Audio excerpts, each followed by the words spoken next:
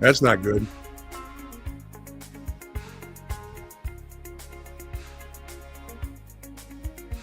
That's not good. Speak for yourself.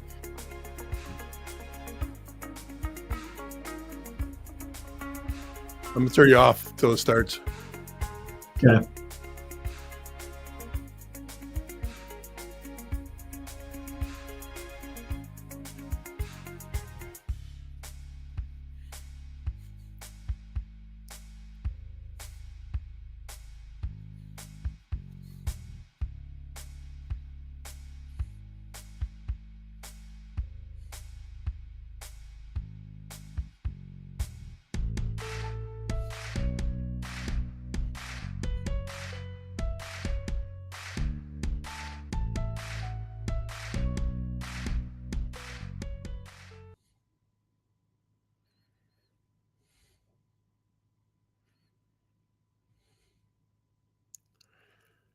How you doing, folks? Jeff with Junior Hockey Advisor.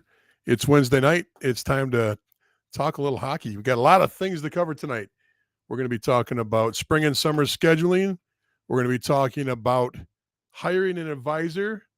And we're going to talk about college classes. So we got a lot of stuff to cover. Hope you are ready. I'm ready. I'm thinking I'm going to have a good time tonight. We're going to cover a lot of stuff, and we should enjoy this. Let's get rolling.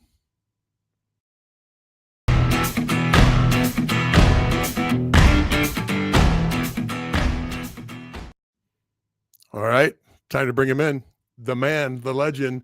Here he is. Bloomer's on with us. Where you at, Bloom? Finally tried to get you on. There you go, trying to hide. What you disappeared earlier. I think you find different cubbies and hallways to go down on this virtual world we're in. That's right. I was going to say ta-da, but here we are. Well, good afternoon, good evening to Mr. Bloom. Mike in Chicago. I'm Jeff Colson. I'm here in Western New York in a little town called Victor. Everything good this week, Mike? Just grinding away. It's spring break for me at the Hockey Academy. So spent a little bit more time watching video and talking to kids and families and whatnot. So it's been good. That's good. I felt like I was going to have to jump in and play referee earlier on the discussion group. We had one of those old-fashioned Donnybricks going on. Yeah. Yeah, you like to get involved in those. Sometimes you create them and then you sit back and watch it go. That's not even true at all. We have to have one of the most peaceful discussion groups for the size of it, a large group. That's true. We have to have one of the most peaceful ones out there. We rarely get arguments like this, but it wasn't vicious, and it wasn't like people were attacking each other personally. No, just a lot of opinions. Yeah, and the problem was you had one guy who's a industry professional that knows what the heck he's talking about, and he's one of the most respected guys out there. And then you had somebody that just wasn't quite the same level. So it was a really unfair fight. So you can go on and look at it yourself for the folks that didn't see it today. But we don't recommend that. But I was kind of sitting back with this popcorn and going, all right, he asked for it. It's kind of like being on the playground as a kid. You see two kids getting ready to fight, and one's just carrying a freaking left hook, and you go, oh, this will be interesting. Let's see how this all works out, So anyway, tonight we got 3 topics. Then we'll get you your questions, folks, too, if you have anything. If you haven't been a part of this before, Junior Hockey Advisor, our whole process is teaching you. I like that. I might use that now. It might be our new ad campaign. Our whole process is process, but what our job is here is to try to give you an unbiased approach to the game. We're not family advisors. We work in the industry right now. It's a good time to watch this because there's a lot of information out there, but we help you try to transition from youth hockey to juniors, youth hockey to prep, youth hockey to high school even, but then the big jump from youth hockey to juniors, prep to juniors to high school to juniors. And then we also talk about going from juniors to college and working through the process. So that's what we're here for. We're going to try to help you. Make sure you're asking questions. It's important that we hear from you and go through what you are interested in making sure we get it. So as usual, before we get rolling, let's add a few people. First, always start with the cheesecake. Yeah. Thanks, Frank. Good to see you, Frank. Frank, long time watcher of the program. When does it start? I don't know. Right now. We'll probably get around to starting sometime. Let's see. Good evening, gentlemen. Oh, Mr. Sondecker, 22 years or 2 weeks in a row. Good, long time watcher also. And then let's save the question till a little bit later when we get to questions and answers. But remember, throw your comments on there. Throw your thoughts on there. It's important that we know as we go along if we're getting off the rails, because it tends to be one of the two of us can't stay focused and stay on a topic. I'm not going to point out which one it is, but one of the two of us has an issue with that, and we're not diagnosed with anything. We've never been categorized. We're not on any kind of spectrums. We're just not all there, So, okay. With that said, let's go through the topics. What do you want to start with, Mike? We got 3 choices. We can go with spring and summer scheduling first. Yeah, let's do that, because that's what we teed up on the finish of last episode. So let's start there, and then we can wind our way through some of the other topics. So don't you think we should keep that last so we keep the audience around because we teased it already? It depends on how good the questions come afterwards. That could be the hit. Okay, we'll go with it. So let's talk spring and summer scheduling and what your expectations should be to get to the next level. Let's say you're 16, 17, 18. What should you be doing right now that either prepares you for juniors if you are already in that level where you're moving to juniors, or to get you better prepared for it for the year after or 2 years out? So let's start with it. And Mike, take it. You run first, and then I'll gladly listen to you. Yeah, well, I'll first split it between, if we're doing 16, 17, 18, what somebody that's 16 is doing is probably going to be a little bit different than what somebody that's 18 is doing.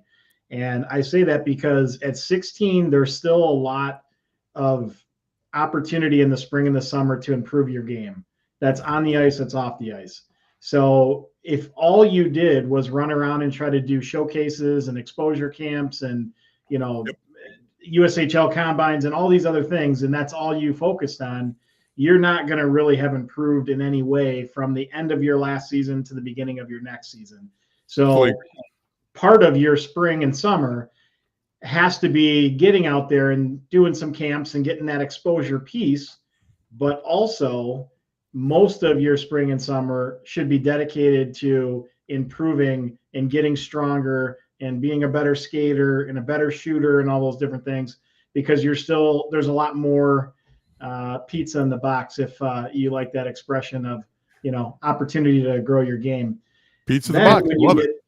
Yeah. Then when you get to 16, 17, 18, now, you should be a little bit more of a finished product when it comes to youth hockey and the strength and all that. Like, it's going to be a continuous, you got to improve in all these areas. But you should have a really good foundation by this point, being an 18-year-old. You're also at the point where you're most likely going to be aging out of youth hockey. So you're going to be moving into juniors just purely by age in many cases. So doing exposure camps and trying to find that next team that you're going to play on becomes that much more important. I know you're going to say something, so I'll stop. No, I was going to ask you to kind of give your thoughts on a ratio. Give your thoughts on, okay, if you don't want to be doing, showcases all summer long or spring, because they're more prominent in the early part of the year, not the latter part of summer. Break it down on what you think from your viewpoint and opinion on what it looks like. Well, I'll say this first before I break it down. There's no other time throughout a year where you're going to have this much availability to get in the gym and improve your strength and your agility and your speed and all those other things. And, typically when your season ends before the next season starts, you're looking at anywhere between 5 to 6 months. So there's half of a year for you to really dedicate towards that type of training. The kids who really dedicate themselves to that in the spring and the summer, they develop leaps and bounds from one year to the next because of all that they're doing. So that should be the majority of your spring and summer should have some sort of off-ice component the whole time.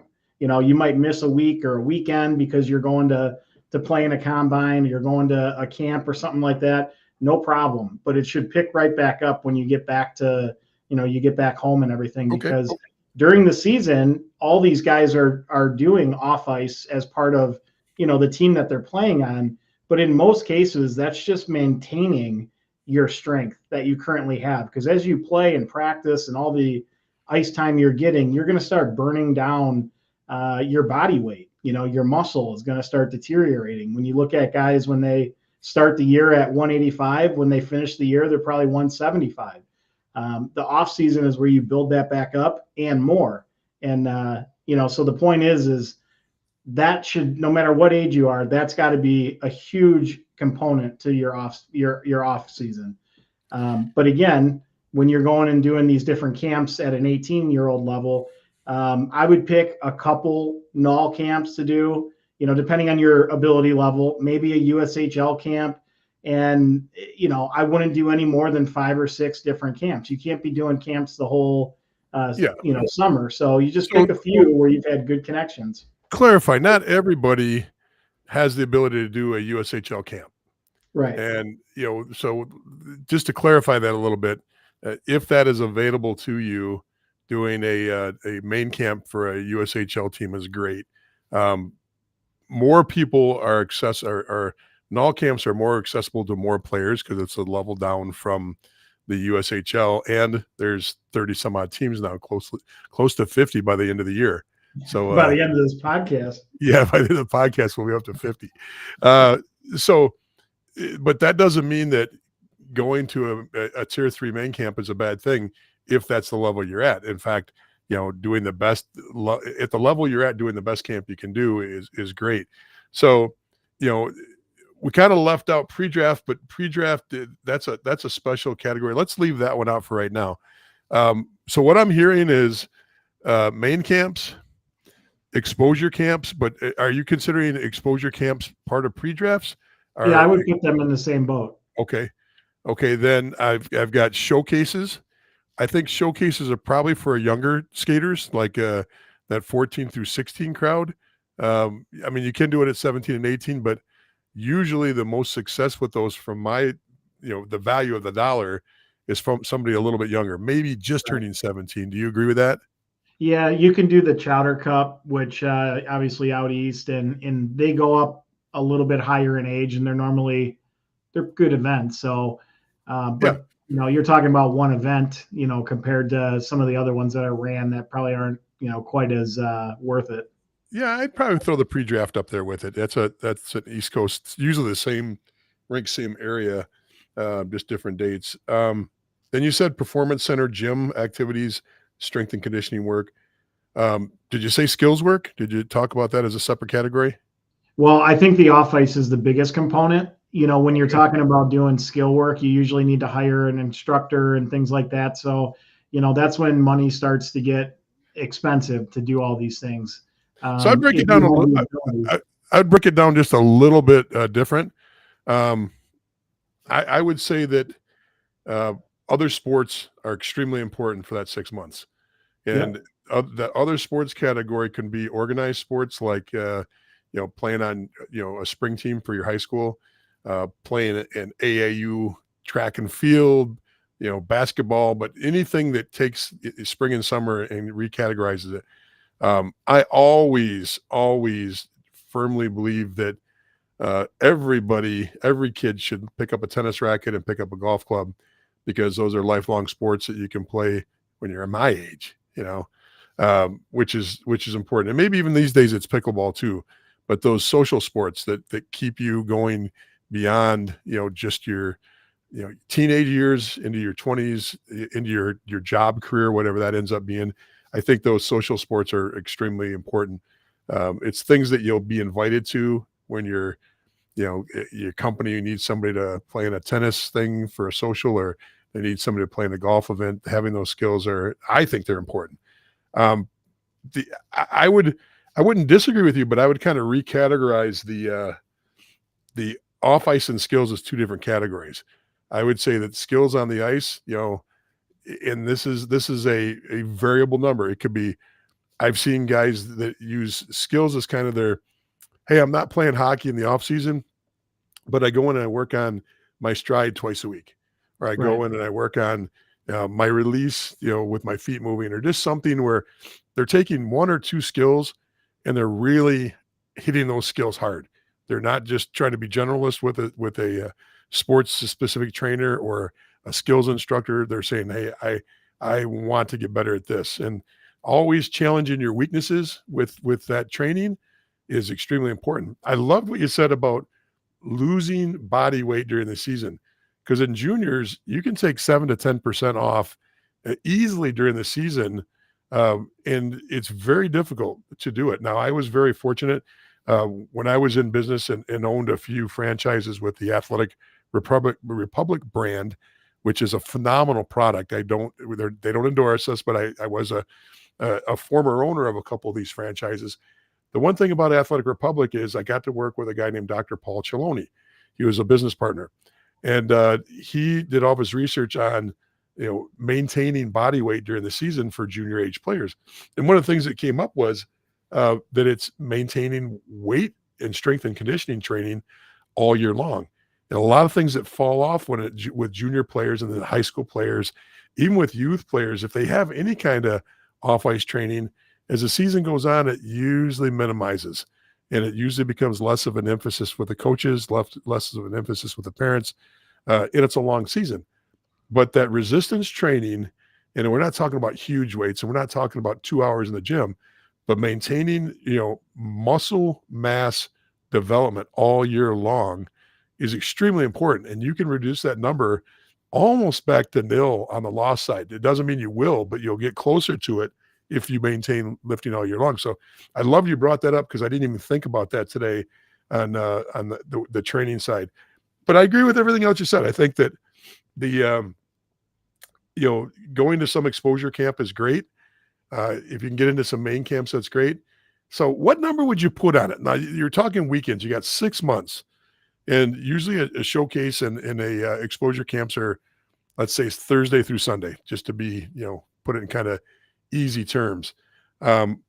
Would in total, if it's an ideal world, how much time would you spend going to events like that if you're in that 15 to 18 category as far as age?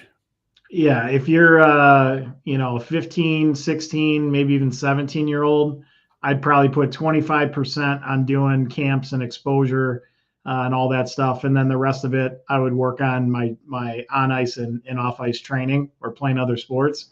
And then as you get to 17, 18, maybe 19, then that probably goes to maybe 35 to 40% doing the combine camps or main camps or So whatever. you're not going to give me a number Percentage wise, what type of like numbers? a number, like would you say, hey, I think you should do 10 showcases, 10 main camps, and a 2-week camp in Minnesota where they've got a diving board and a water ski boat? I would say there's no reason to do any more than 3. Okay, 3 events. Okay, I'm just, it's an opinion, and I think 3 is a great number. I don't see any reason to go less than 3. Trying to keep on the ice in some way, in some fashion and form is important, but I'd probably look at it differently.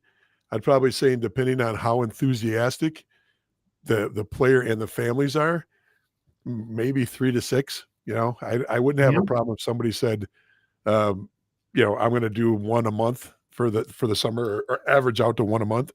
I don't have a problem with that.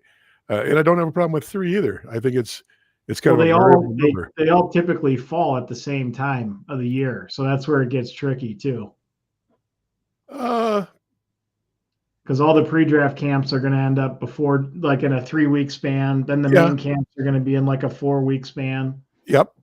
And then your showcases are going to usually start before those. Like pre-draft leads into the draft period of time, then followed by main camp. But I mean, it can be done. I've seen, I think with my kids, probably 4 or 5 events each summer was about right, and some of it was serious and some of it was fill in, because when you play out of the Detroit market, sometimes you're just asked to go to a showcase because your U18 coach knows the coach that's running the event, and they say, hey, look, we need 4 defensemen. Can you get some defensemen out for us? Or we need 2 goalies. Do you have a couple goalies we can use for the showcase? Not the Yeah, showcase. so that's a different point, because if you live in an area like Chicago's one, Detroit's one, there's a lot of camps. So it's Minnesota, Blaine, has a lot of camps. So it's easy to do multiple camps because you're staying home and going. That's different than flying all over the place to try I to fully catch up agree. with all these camps. Absolutely agree. No, the one thing about that, and the thing I don't want to come across as is shaming anybody that's doing 6 or 7 events, because there are families that love it. They use it and they incorporate it into family vacation. They love going to see Boston because they do all, they go to a baseball game, they go tour things, and they make it fun. In doing some of those kinds of events around different areas, I know there's a big Denver event where a lot of coaches go out to watch. This is D1, D3, and junior coaches go out to Denver for one of their events. And a lot of people like going to the Denver area because they can do a lot of things as a family too. So I don't think there's any shame if you go to, more events, but there has to be wherewithal. I wouldn't go into debt, in the spring and summer to do this stuff. And that's why picking the right things. I think if you've got the opportunity to go and skate with a main camp or 2 is always important, because you get a gauge there.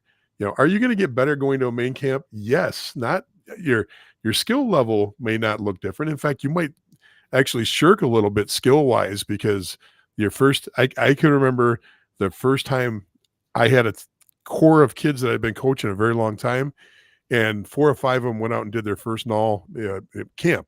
And this is kids that were playing first year U16, back when 16 had 2 age groups in it all the time, not the U15 and 16s. And it honestly did not help any of them, because they were in awe. They were in awe of the size, the age, the strength.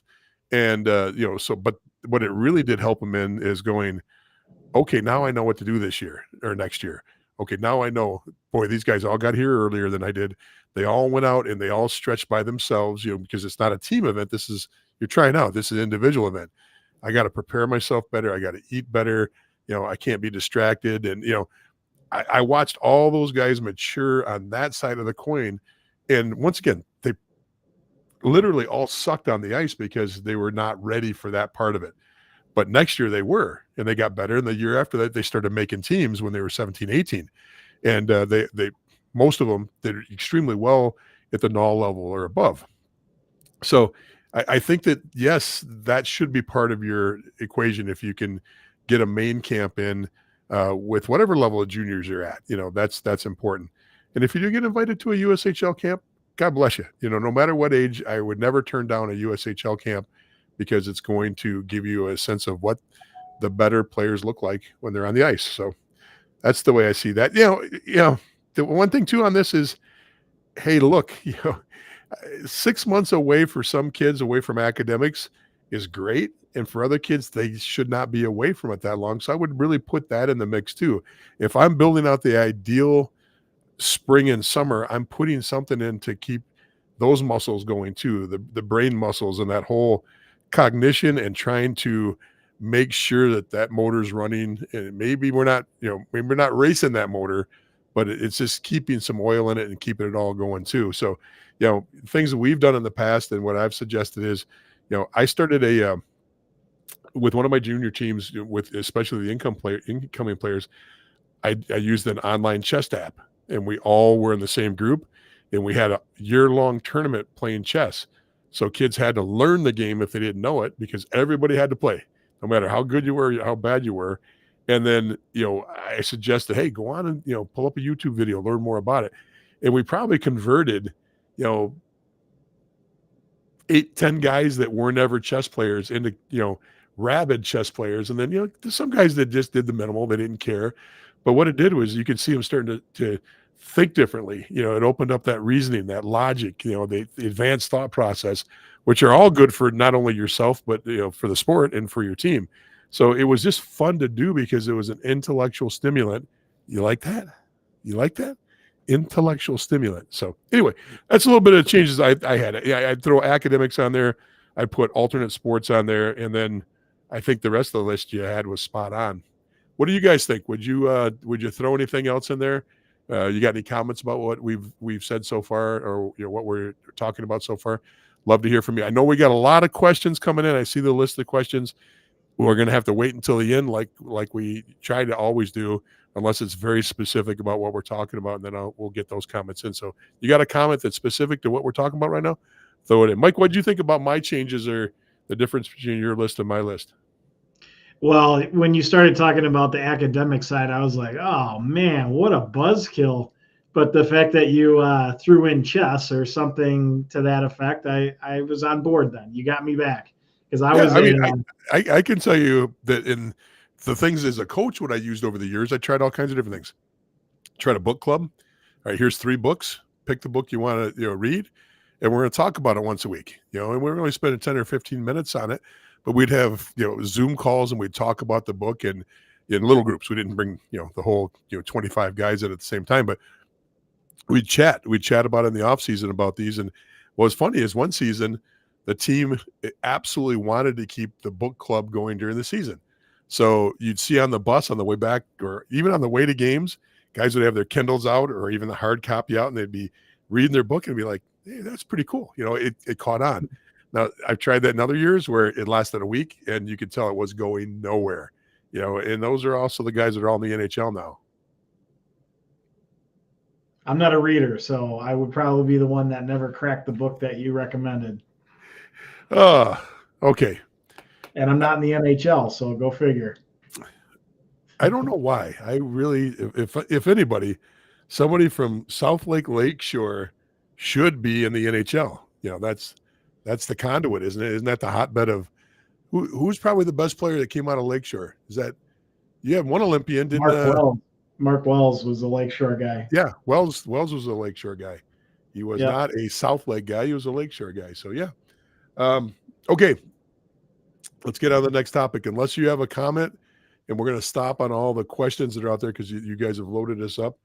But we'll go on to the next topic. All right, I posted 2 things on the discussion group and on Junior Hockey Advisor, and there are 2 issues. One issue was taking college classes in general. Okay.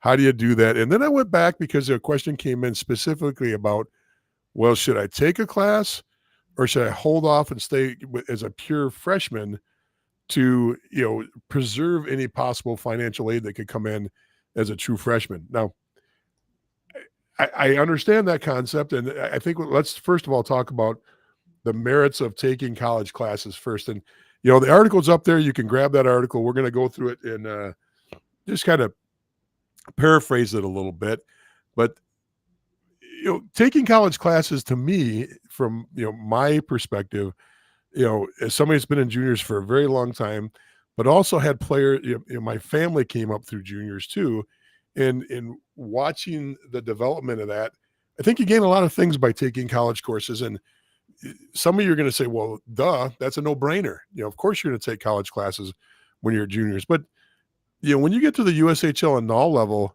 not every player, does that. They might, give the nod to the coach, but in most situations, I don't know what the percentage is, but a vast amount of coaches at the higher levels really don't follow up on that much, and it's almost like, hey, if there's no problem, I'm not going to ask questions about it. If they want to take classes, they can, but, I believe now, I know, back in the days of the EJHL and the first go round with the NCDC, when that first started in my involvement there, the rules were you were either going to be in college or a part-time job. And I know that every NAL program that one of my kids have been involved with have had that same rule. They say you can either work a part-time job or you can ideally take, classes. I just don't know how many people are actually following up. Mike, what are your thoughts on it before we continue on that? As far as taking classes ahead of time? Yes. Well, I mean, I guess if I looked at it in my own situation, I would try to do it so that way I got some of the prereqs out of the way. And when I finally ended up in college, it wouldn't be a full course load that I'd have to take in my first year. Slam the brakes on. Specifically about how or how junior coaches perceive education. What is originally said when you're getting recruited, when you meet with the team is, and we're going to expect you to take college courses or have a part-time job. That's almost the canned speech everywhere.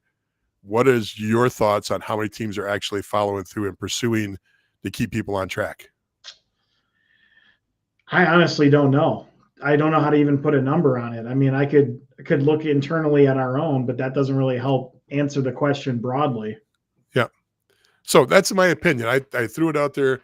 I think it's a small percentage that actually, I think most coaches and most programs are so concerned about the on ice product and how things are developing on that side, which is good. That's why you're there for the most part, that sometimes they don't put an emphasis on the promise of making sure that the kid is in college and doing a good job, checking transcripts and all that kind of stuff. Just an opinion. That, I think they look to the individual on whether or not they want to do that. Like if they want to have a job or they want to take classes. And if they don't, they're not going to push them. And if they do, it's hard to get. I honestly don't know how to gauge whether they're spot checking grades or keeping up with the player at all. It's hard for me to know, but you would have a better gauge of interacting with these people in that way, a lot longer to know how often they're really checking up on it. Yeah. Once again, it's just an opinion, but it's a thought. We can get back on track here with the topic, but I know that there's a lot of advisors watching, and I know there's all coaches and general managers, USHL guys. If you don't want to do it with your name, text me, because I know some of you have my DM and text, and give me your opinion on that too. I highly doubt that many of those people are going to throw their name out there on the conversation. It would probably sidetrack it. But hey, did you notice the comment up there? What's the comment? I don't see any comments. I don't get to see the comments. Oh, you don't see the one on the screen? No. Oh, right here. Yeah. Great article on college coursework. Lots to consider. Is that your article? Of course it's my article. What do you think? I hired somebody to write that? Probably. I can tell you one thing, though. My son tried to check it with his Grammarly and put Grammarly on it. Holy smokes. I one of my 2 master's degrees in English. Everything. I think I reverted. I think I'm worse than somebody that's got a degree by far, but I think I'm worse than when I was in high school. I was reading my own writing and going, what the hell was I trying to say? So, it took my son to clean it up to where it made sense and it worked out right. So, but let's get back to that. A few things. One is idle time is trouble in juniors.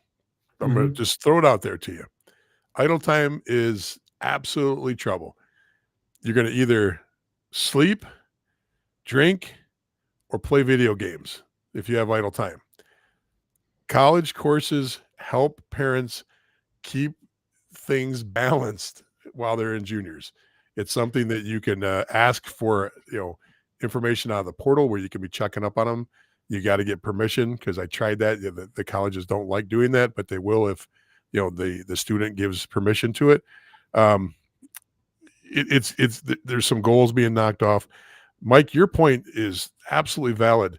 Being able to go and get a jump start on where you're at when you get to that final college you want to be at, that's incredible. That's there's no better feeling than walking onto a campus and going, yeah, I'm already a second semester sophomore, and 5 or 6 kids coming in with the same freshman class didn't put as much effort into what you did. So now, freshmen usually aren't accessible to things like academic All-Americans.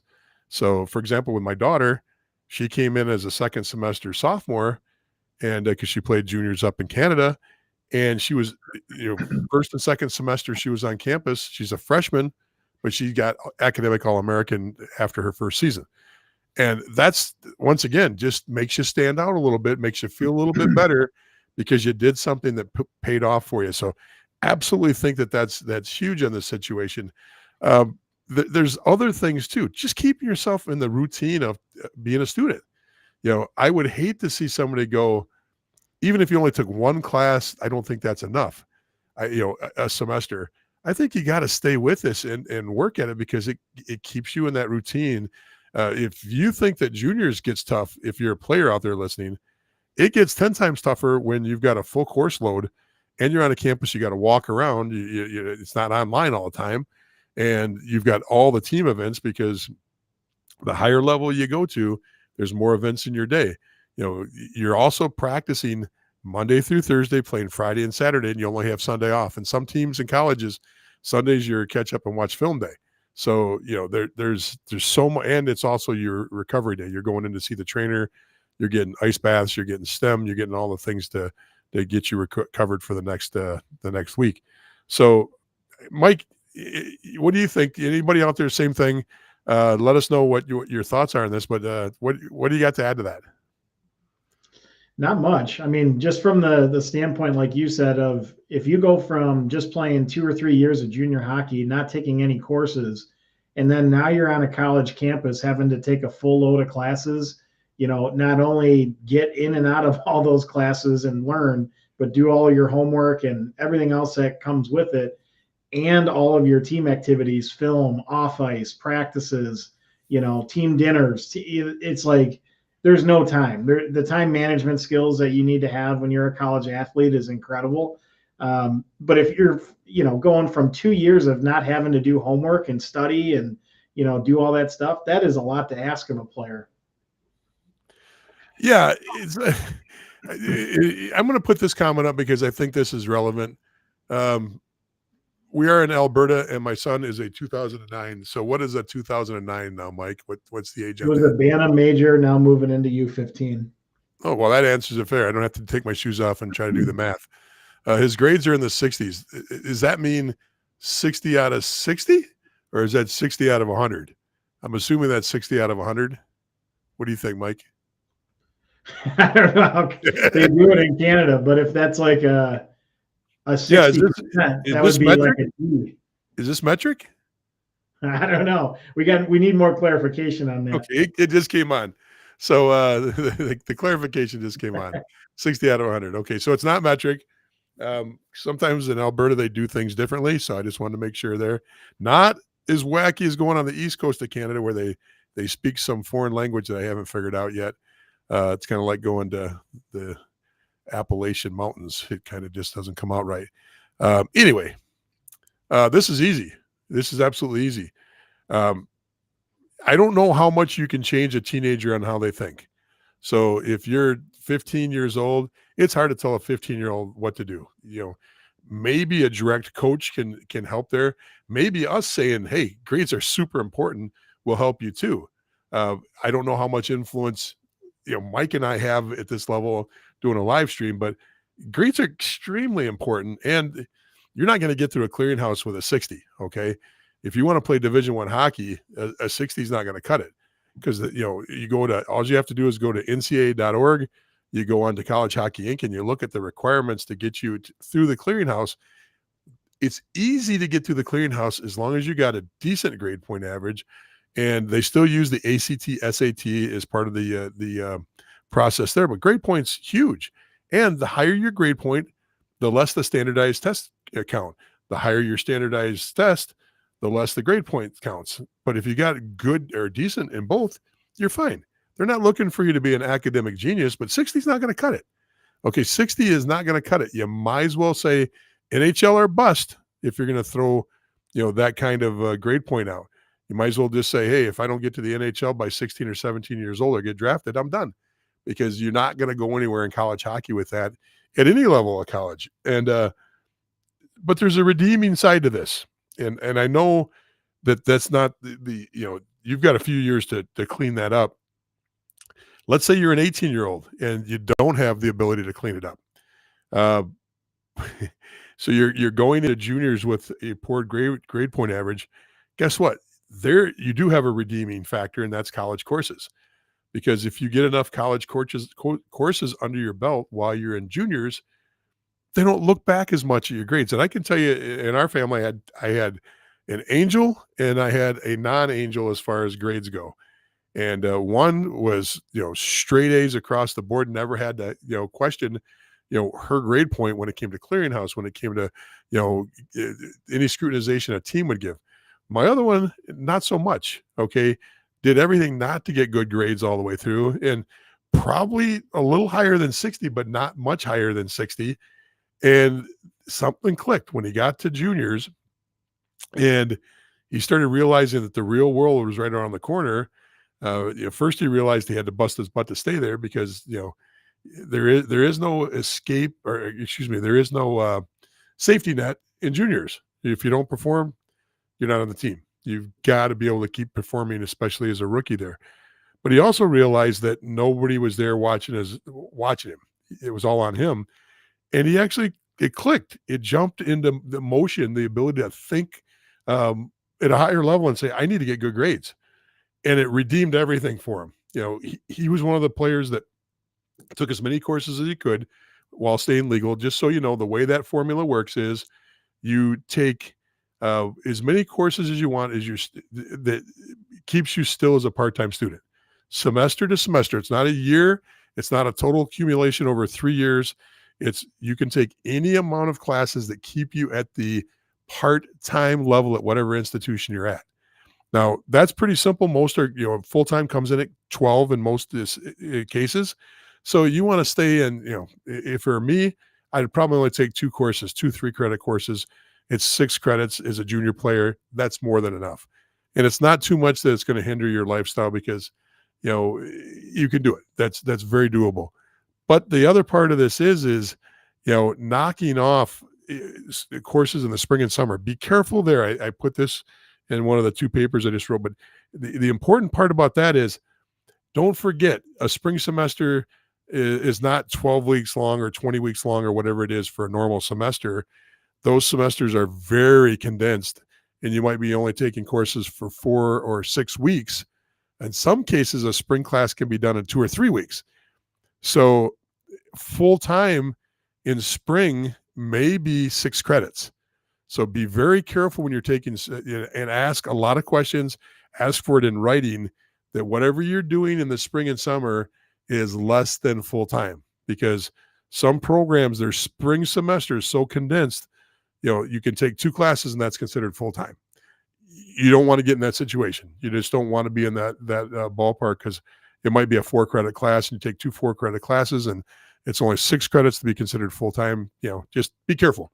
If you ask questions, you'll be in good shape. So let's see if we got anything to add on this. And we're going to get around to the advisor conversation in a second. It's coming up.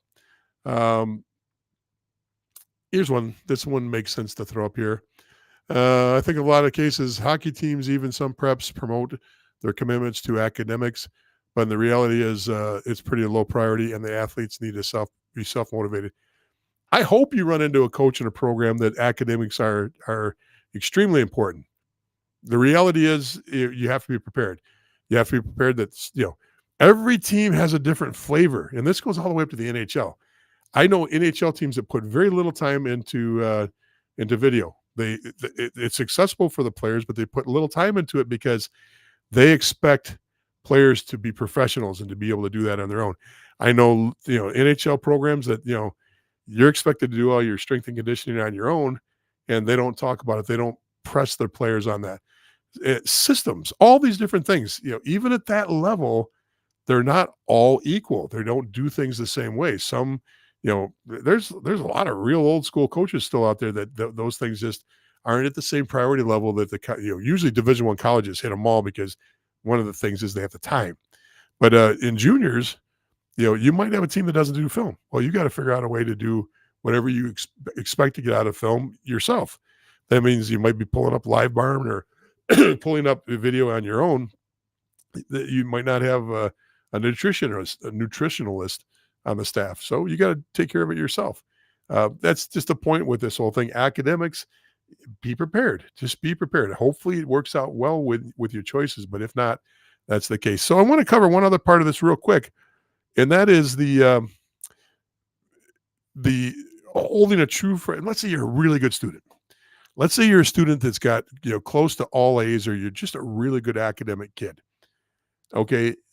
People give advice out there that says you should keep that pure, true freshman status till after juniors and then utilize that true freshman status to help you get academic assistance and academic money going into your full-time college. Okay, not bad. It's ACHA that works, D3 that works, D1 it may work or may not work. But here's another thought on that. So, and please pull up the article; it'll help explain this a little bit better. Um, you $1,000 or $800 to $1,200 is some of the ranges you can pay for online credits per credit. So, excuse me, for the full class, 3-credit class. So you're paying $300 or $400 per credit hour to go to school while you have plenty of time. You can focus on a class, maybe pull your grade point up average if you got a low one. But even if you got a high one, you can knock off some more A's and be ahead of the game going into your college. I find unless you're in such a high academic category that you're talking about full academic rides or big amounts of help, because a lot of times you walk in as a hockey player with a decent grade point average, you'll get a merit award, or you'll get a merit scholarship, or you get something that it's $1,000 to $3,000 per semester, and that sounds great. But you sat on 3 years of your life to get $1,000 a semester. So, that's $8,000 total. Depending on the school you're going to, this is the big part of this. If I can spend $14,000 or $15,000 over 3 years of juniors as a parent, and my kid's going in as a first or second year sophomore, that could save such a ton of money in the long run. Now, it doesn't work in every situation, but you got to weigh these things out and talk to people. Ask the coach, hey, coach, you had 3 kids go to North Dakota. I'm just using the school. Any chance you can reach out to them and find out if they got any merit money?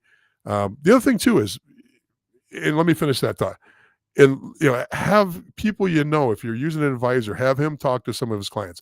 Use social media to talk to parents and people that are that year or two ahead of you, and kind of get a sense of what's out there. Because if you're getting offers from 3 or 4 schools, you want to know what you're going to come out of pocket with. And this is at the D1 level, and especially at the D1 level, because these are the major schools. Or you could be looking at some of the East Coast D3 schools that tend to be very expensive too. Your NESCAC schools and things like that can be just as expensive as, or right in the same range as your Ivy League schools. Now, the thing that you really should be thinking about when you do this is holding off on working on college. Is it beneficial? Is it going to save me more money to wait and get an academic scholarship, or can I pay a little now and be ahead of the game because it offsets or it doesn't equal? In other words, and like I put in the article, if you take you take 32, 36 credits and maybe you put 14 grand in, and your scholarship offer is only $1,000 a semester, okay, even if you stay for 3 years because you've knocked off some class, or let's say you go in 4 years first. Let's do that first. That's 2, 4, 6, 8 for 4 years. You get $8,000 back. That doesn't make sense.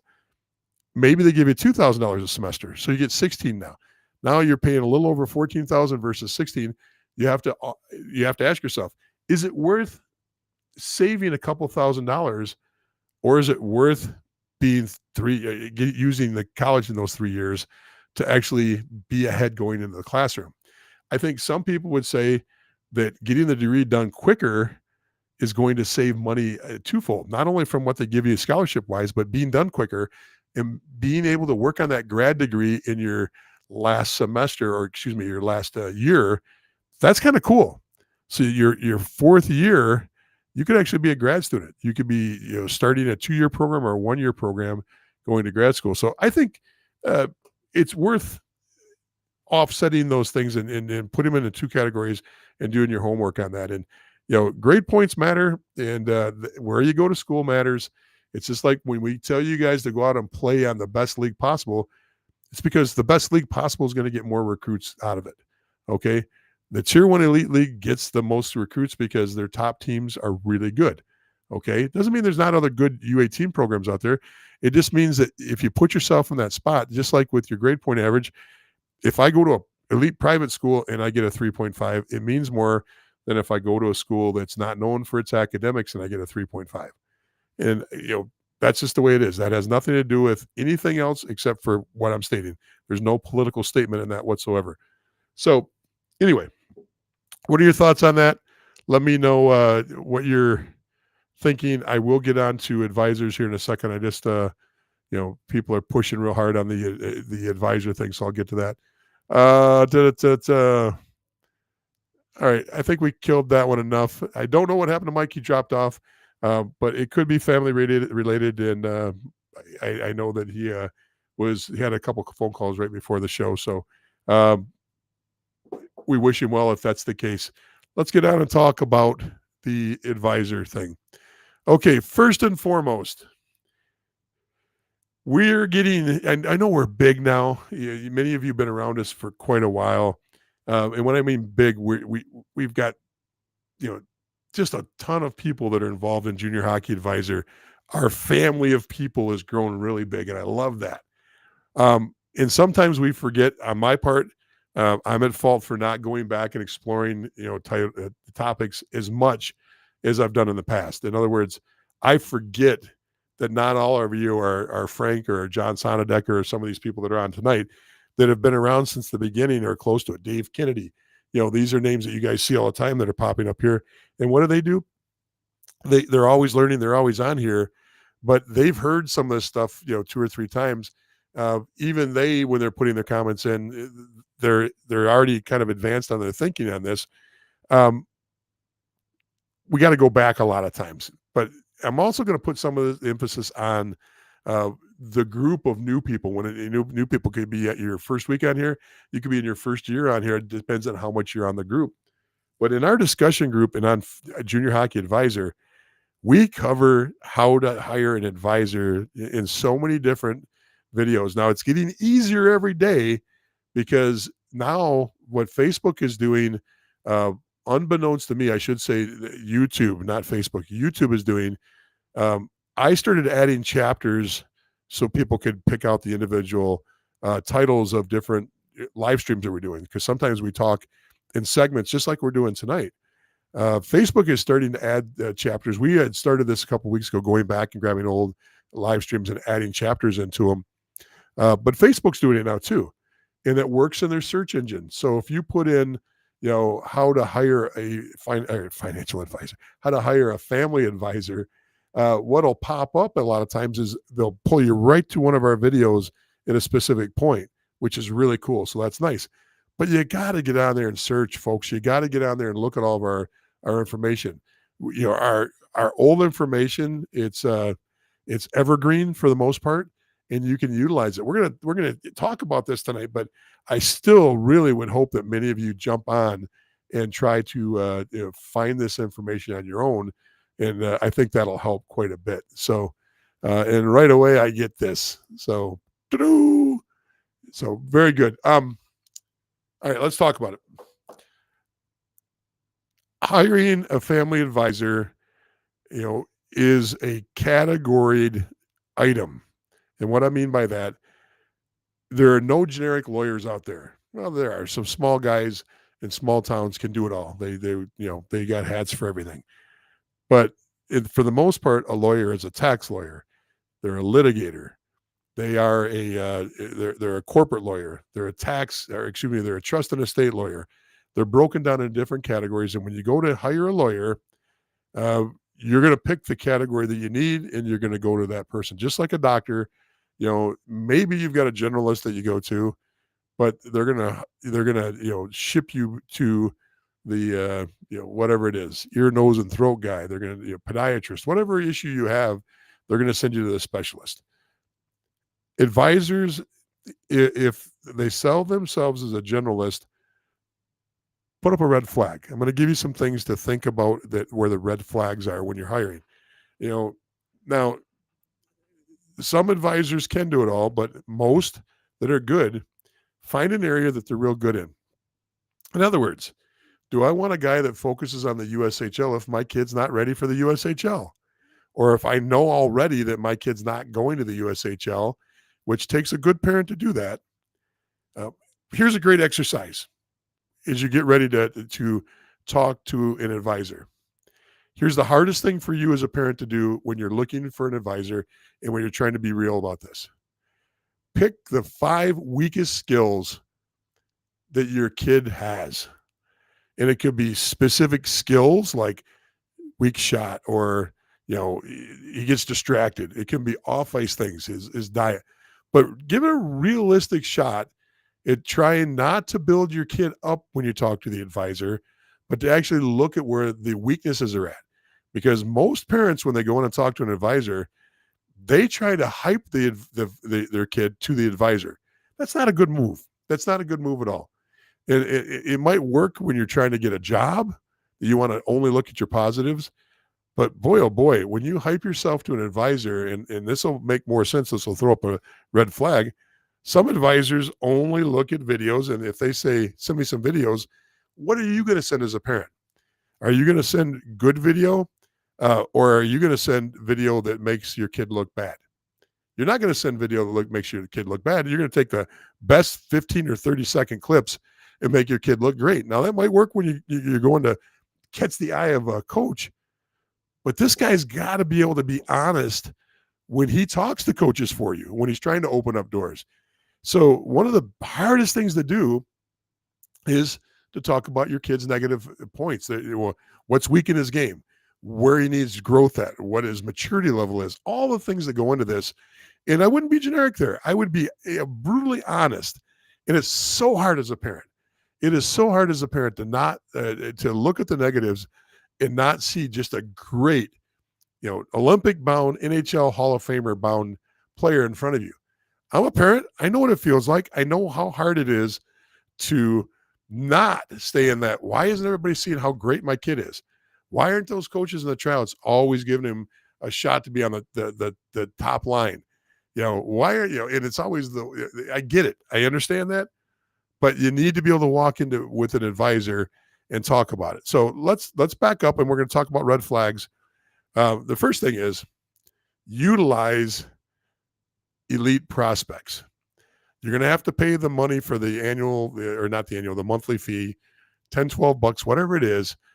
During this process of getting an advisor and getting into college or getting into juniors or getting into prep school, you got to get elite advisor. You got to get elite prospects. It is part of the way you're going to work.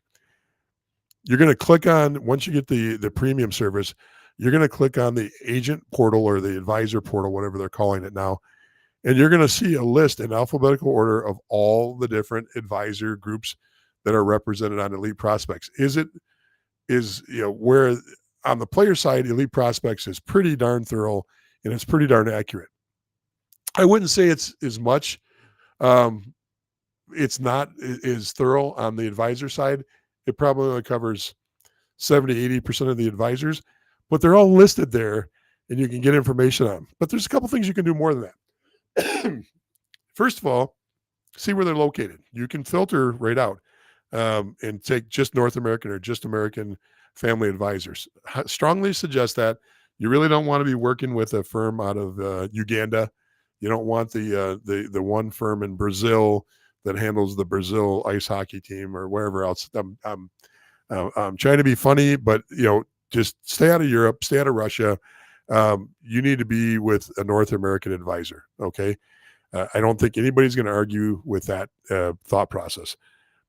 Now, once you got that figured out, the next thing you do is start clicking on names of people and seeing what their client base looks like. Now, as I click on a client base, or I click on the advisor's name and find the client base, first thing I want to do is say, what level are they at? Okay. What level are they at? Now, if I see a guy that every third name is an NHLer or it says NHL next to the player's name, I'm probably not going to want to work with that firm, because if you don't know it already, 99.9% of the people that are on here are not NHL bound. Okay. That's the reality of this. And there's going to be, out of the 12,000 families that are on here, or 13,000 families that are on our group, and then the other 10,000 that are on the Facebook page, and then the people that follow me directly, that's just, that number is less than 10 probably that are NHL bound people out of our whole group. Okay, let's face that. So let's just take that person off the list. So as you're building your list, you got to find out that sweet spot of a firm that's got some people a little bit above you, maybe a little bit below you that they represent. Maybe it's by age. They represent some 15-year-olds, some 16-year-olds, some 17-year-olds. They've got guys, that are playing in Tier 1 Elite. They've got guys that are in prep school. Whatever the case may be, you can start building and modeling where you think you're at. Now, that gets to the point of not only can you should be able to write down 5 things that your kid is super weak at, okay? There is nobody out there that is not weak at something, and you've got to figure those things out, and you've got to address them, and the way you do that is to sit down, brainstorm.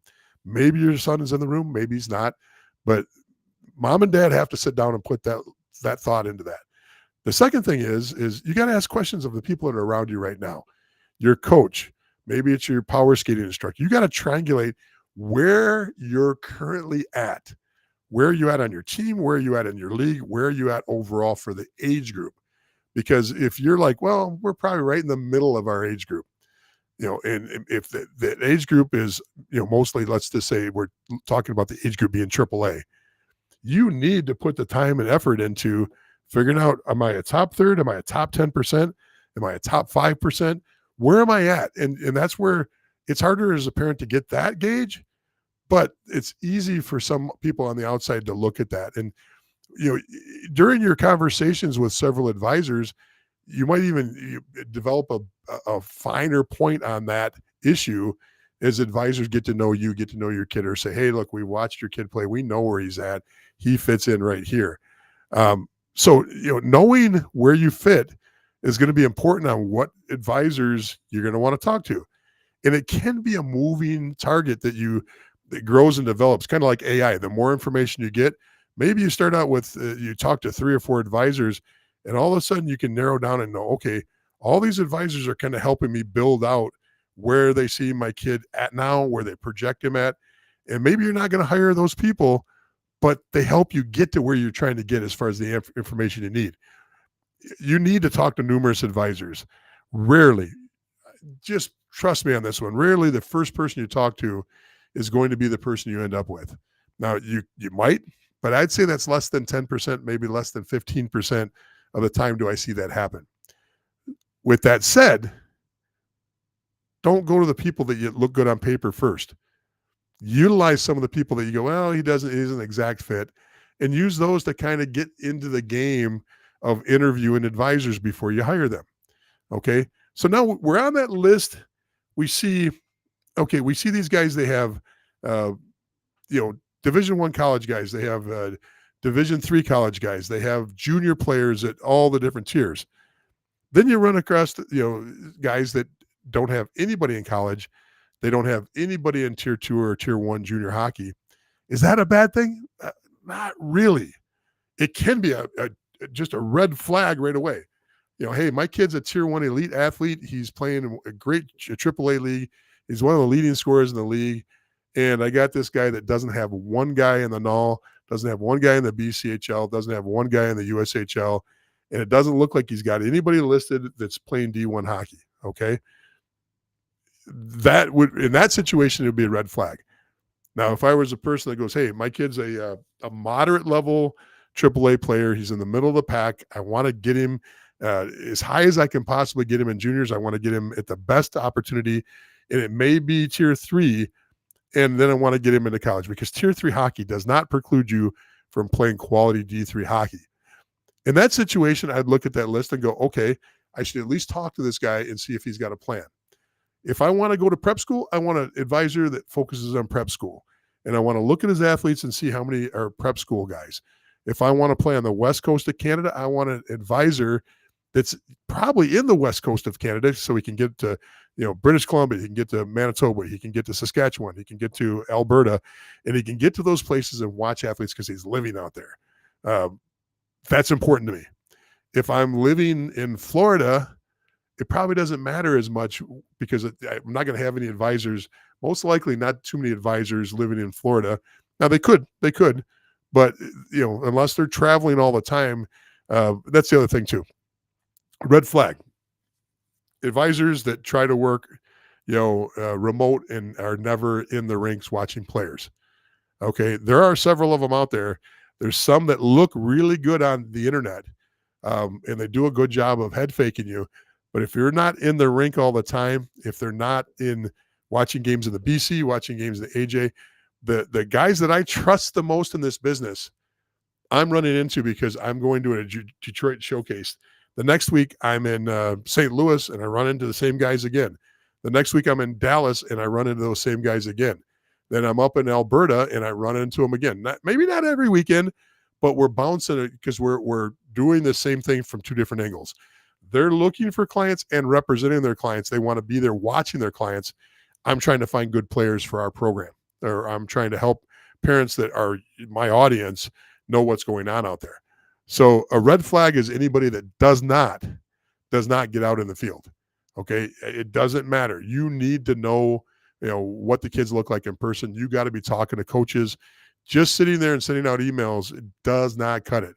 If you're in Europe and you're trying to do an American-based player and you're not out here watching it, no matter who you say it doesn't help. It doesn't help at all. So, let's stop and see what kind of questions you have. Or, I'm going to get to some things.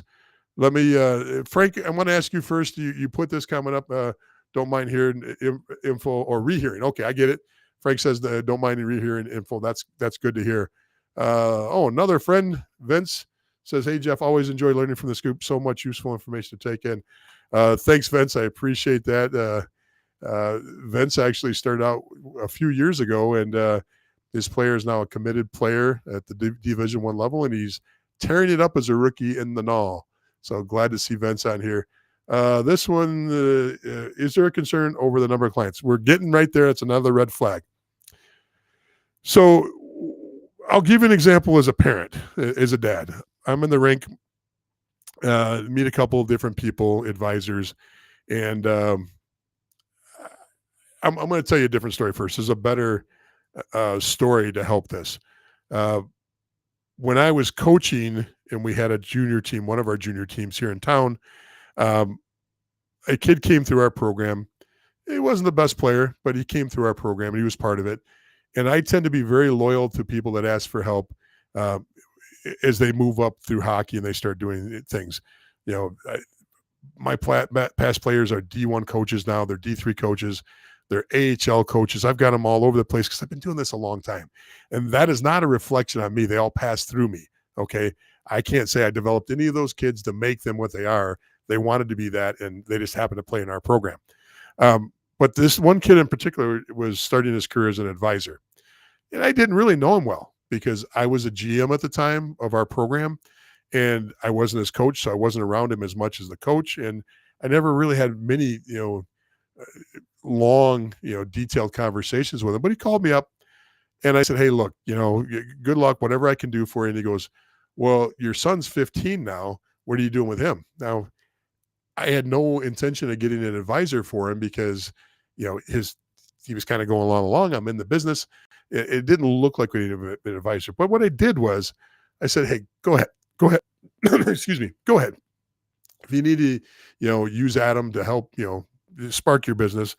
And it was a really dumb move on my part because I didn't vet him. I didn't take any time to try to get his philosophy. But what he did was right off the bat, he goes, "Well, I know 3 coaches I can call right now and get him." Now, he hasn't seen Adam skate in 2 or 3 years.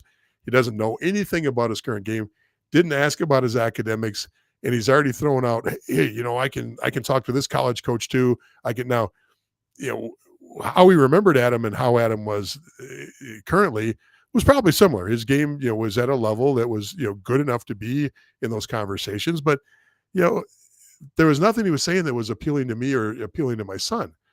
And it really got into a situation where we didn't do our homework, and then it gets worse because, he's opening his mouth and talking to people that he shouldn't be talking about without talking to us first. That hurt because he was saying things that he didn't even know. Well, now my son is attached to him. So the more that he's, the more people are looking at sideways at my son. Now, it worked out very well in the long run, but you got to watch out for things like how much they're talking to people, what they're saying to people. and how much they're representing you or leveraging your kid into a group. In other words, at one point, this gentleman had 5 players on a team, on a junior team, one being my kid. My kid was doing really well compared to the other 4, and he was going in a real good direction. But he started calling up on behalf of my son and talking about power play time with the head coach, unsolicited and not wanted. He started, calling up and asking for line mate changes or adjustments, and thought he had the right to do that. It's the first year and a half as an advisor doing this stuff, way out of line, just extremely out of line, unprofessional. Guess what? None of those players made it through with that team. Every single one of them were on a different team before the end of the year. So doing your homework on advisors, what were the red flags that should have been caught by me? Once again, I talked to advisors, even back then, I talked to advisors all the time.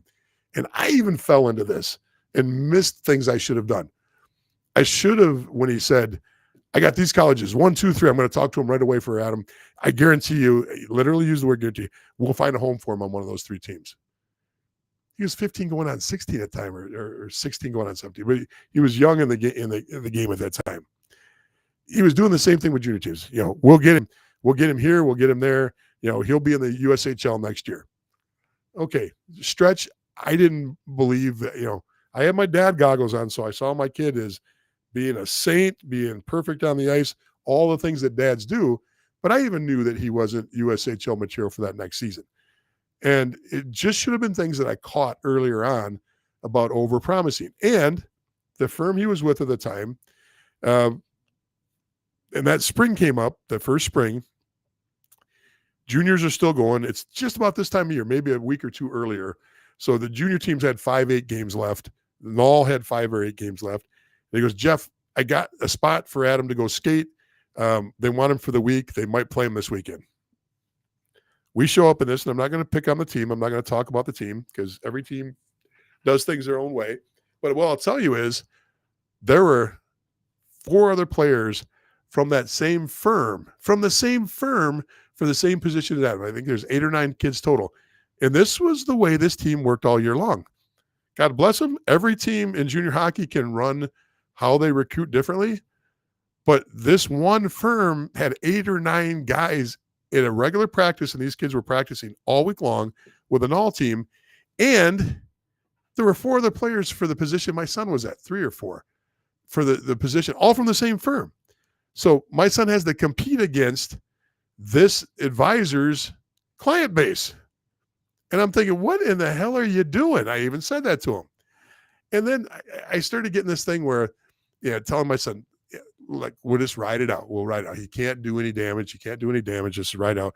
Your game's good enough. We'll get through this. It wasn't the case at all. It actually did. Now, my son's done with this phase. That's why I'm talking about this. I've not said a word to anybody except for maybe Bloomer about this, in the past. It's not something I discuss much, but it hurt more than helped because we had the wrong advisors. We didn't advisor, the wrong firm. The firm has hundreds of people, and that's a red flag. You should never have to compete against the stable of the firm you're with. Okay. What I like is when a firm tells me, when I'm talking to them, we don't have room for anybody because we're only going to represent X amount of guys, and I got to focus on them. When people call up, it's a good thing when a firm says, no, I'm full at left wingers for 2006s. I really can't help you, but I've got a guy that, somebody else in the business, maybe you should talk to him. It's not because they don't like your kid all the time. It's not because they don't think your kid's good. It's because they want to focus on their client base and do a good job for the client base because that's the professional thing to do. I was guilty of not doing the right thing. And did it hurt my son? Maybe it was a step or 2 back, and he had to, work out there and get through that. But yeah, you got to be careful on that, folks. What are your thoughts on that? I mean, that's a pretty personal story. I don't get into that a lot. So that client issue and the number of clients, that's a great question. Let's see what we got here with DJ. He says, we had an advisor email us last couple of years. I asked friends that a head coach, a head and all coach, I asked a friend that's a head. Oh, you talked to a null head coach, and went with the ones that is where our son's playing and wants to go to school. Our goal is the BC. The DJ, that's fine. Anytime you've got somebody that's working in the junior world or working in the college world, I think anybody should take advantage of that. Even if I know somebody that knows somebody that's a junior coach at the higher levels, or knows somebody that knows an advisor, or knows somebody that's a college coach, I think you should leverage anything you can do to get information, anything you can do to help. So, as we look for advisors, you build that list. Now, is that list on the EP the only way to find advisors? Absolutely not. You can cold call. You can look, go on Google. You can go on, different places. We do not allow that in our group because we don't want this to turn into a blank show that starts with an S and it ends with a T. We don't want that. We don't want people feeling like they're just getting hammered by advisor and advisor. And when you got, in our overall platform, we got over 30,000 families. So I don't want to turn that loose on you where all you're doing is getting solicited. And every time you go on to try to get information, it just turns out. Now, I know there's advisors out there that will DM you directly, but if you don't like that, you can block them. You can shut them down and you don't have to listen to them. We're just not going to outwardly help that process. So when, anyway, let me get back onto the topic here. Let's see what else you guys got to say. I feel so lost with all of this, but your advice and info has given us some guidance. Just some? Come on, get stronger with the accolades here. I'm kidding on that, but I'm glad to hear that. Thank you so much for the kind words on there. DJ's coming back and says, getting exposure is, to me, the toughest job. As a parent and our advisor, we hope that we fill that service for, that the advisor will fill that service for. Okay, you're right, DJ. Exposure is important, but it's not all that goes into the equation. Of course, exposure is there, but exposure can be getting emails in the hands of the right people to look at, the assistant coaches and the coaches of general teams, general managers of junior teams. It can be getting the word of mouth out there. One of the most devious tricks I teach people is the word game. Okay. If you worked in marketing and I'm fortunate to have an MBA in marketing, is one of the two things. It was finance and marketing. And I got a chance to teach as an adjunct professor marketing at the MBA level. And one of the things you talk about is, you do SWOT analysis, you do these marketing programs. Yeah. Okay. Play the word game a little bit. You talk to your coach, you talk to your assistant coach, you talk to last year's coach, you talk to a friend that's a coach, you talk to your summer camp guy, you talk to your spring showcase coach, you talk to your power skating instructor, you talk to your summer camp instructor. You put all these people together and you ask them what they see in your kid, okay? What you're going to find is they're all going to be, if they're good at their job, they're going to be in the same ballpark. Yeah, man, I love your kid. He's got a powerful stride, and man, oh man, his head's up and he's just a smart player on the ice. Okay, now distill that. Find a sentence or two that puts all that into a sentence or two. Everybody loves my kid's stride, and you don't say that way when you send it out to coach, but you say, I'm a smooth, strong skater, and most of my coaches or all of my coaches appreciate my stride, and I always get compliments on, my heads up game. Okay. What you've done is you start planning that. You go to your coach, you say, hey, if anybody asks, can we talk about what you're going to respond with? That's an okay conversation to have over a coffee.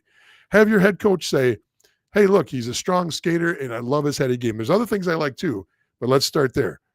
And if I get a group of people saying that, what'll eventually happen, especially if you're using that as part of your email campaign, if you're using that with your video, that you've got a theme of a couple points about your player, what you can do is you can turn around and start hearing that coming back to you. And that is a phenomenal feeling when you've built and constructed. This is marketing. This is that, you got to drip on somebody for sales over and over again. And all of a sudden, they know what's coming and they start agreeing with you on things. Pavlov's dogs, whatever way you want to look at this, you got to get to the point where you can help structure, You don't have to do this, but it works. Structuring the theme of how you want your kid looked at in the game. Does it happen in a month? No, but I've seen it happen from time of spring until the next season. I've seen it happen where a parent and an advisor team up to start building a theme of how they want that player presented. Okay, you're not lying. You're taking the strengths of your player and you start saying it all the time in your emails, your texts, your phone calls, all the different things you're doing. And your advisor starts doing the same thing. If you're using an advisor, you don't have to use an advisor. And you have your head coach and your power skating coach out there, preaching the same message. That's basically what this is. You're preaching the same message. Then all of a sudden, when coaches go, it's great. You sit in a room and a couple coaches. You're having a cup of coffee. Maybe you're in a showcase and a name comes up. Hey, what do you think of that Smith kid? Oh, I've heard he's got a really good stride. He's a heads-up player. What do you think? And that's a head coach saying that, and you go, "Oh man, is that awesome?" So the word got to him, and all of a sudden, now if you're a fighter, that word gets around real quick. But those negative words get out there too, where people build a theme off of the negative thing. So what you're trying to do is you're trying to control the narrative, control the narrative, control the narrative. Those things work. So, once again, you utilize that. And if you ever hear of an advisor that talks about your weaknesses is something to stay away from, I've actually heard advisors go, "No, I represent that kid. You don't want that kid. He's shit in the locker room, or he's a cancer." If you hear that stuff, just fire the guy. Just move on. It might be some money lost out of your pocket, but it's going to save you thousands in the long run. And there's guys out there that do that, and you just gotta ask questions. So, all right, let's keep going here. So thank you very much for the compliment. A lot of good guidance here. Let's see what else is going on. Jeff, always great information. Thanks for sharing the story about Adam and the advisor. Definitely lessons there. Well, I'm glad to hear that. As a parent, can I directly email scouts, GMs, or is it better to have an advisor do it? So that's a great question. And, look, you can do whatever you want. I can tell you this. Coaches see through when a parent writes the whole email. They see through it right away. It doesn't mean they're always going to just be turned off by it. But when people send me information in my role as a director of player development for an all team, I see right through it when a parent does that. Do I take a parent call? If they got my number, I'll talk to them, but I'll usually say, "Hey, look, I think we're putting the cart before the horse with you talking directly to me. Here's our process. Here's where we're at in the process." And I try to move it back a little bit so I can catch up. I don't like getting a parent right away, because a parent is doing what a parent does. You look at things through the eyes of the parent. Usually it's only selling the positives, and it's not the narrative I want to build. I want to build the positives and the negatives of a player. And so a parent having a conversation with me, like most coaches, GMs, or scouts, scouts are different. You run into a scout in a rink, maybe that's a good place to appropriately approach a scout. If you see me in a rink, I tell everybody the same thing. Hey, when I get up to get a cup of coffee, come approach me. If I'm writing, please don't. I'm trying to give fairness to the team I'm watching or the players I'm watching. Don't approach me during the middle of a period. When I get up to go to the bathroom, if you happen to catch me there, hey, have a quick conversation. When I'm getting up at the end of the game, unless I'm rushing over to another rink, I'll have a conversation then. Lunchtime, get out of my way, because I'm going to get that free hot dog. Okay, don't get in my way at lunchtime. I need nutrition.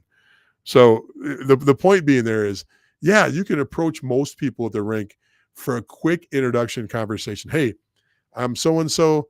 That's my kid number 8 out there. I just wanted to point out that he's really interested in your program. And if you need anything, I'll be standing right over there. Sometimes I'll go approach him again because I want a phone number. Sometimes I'll go back and talk to the parent and go, "Hey, I don't have your assistant coach's phone number. Do you have it? Anything to interact a little bit, because maybe I like the kid and I want to have a little interaction there." I'm not going to get into a detailed conversation with you. Most coaches won't get into a detailed conversation. College coaches will control the narrative on if they're available to talk or not, because they play on a different window of when they can talk to athletes and when they are restricted from talking to athletes. So if you see a college coach, am I going to approach a University of Michigan coach if I'm a AA player? Probably not.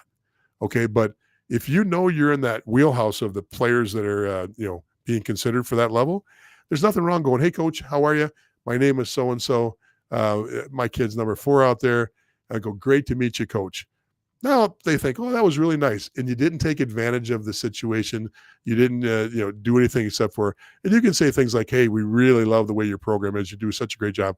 Appreciate everything you're doing, coach. That program is really nice. But I wouldn't try to get into a detailed conversation. I wouldn't try to set up an appointment. I wouldn't try to push it. I wouldn't ask him to where to send an email. I wouldn't ask him anything else. I would just try to keep it, very short and very polite. And coaches will note that in the future. They'll go, hey, that's not a crazy parent. That's the way you're going to look at it. So if they do like the kid, they're going to like the kid even more because mom or dad didn't come up there and try to have a 3-hour conversation while the coach is trying to watch players on the ice. So I hope that answered your question a little bit. And we can go move on to the next question here. Okay, this question comes in as, who and how do you look for people to put reels, videos together for your that you want to present to juniors and colleges and things? Hey, look, there's people that advertise out there. I think you're overproducing if you got to go to somebody to put together a video. I would buy or utilize some of the real cheap stuff. You can. I use a product that it's called ScreenFlow.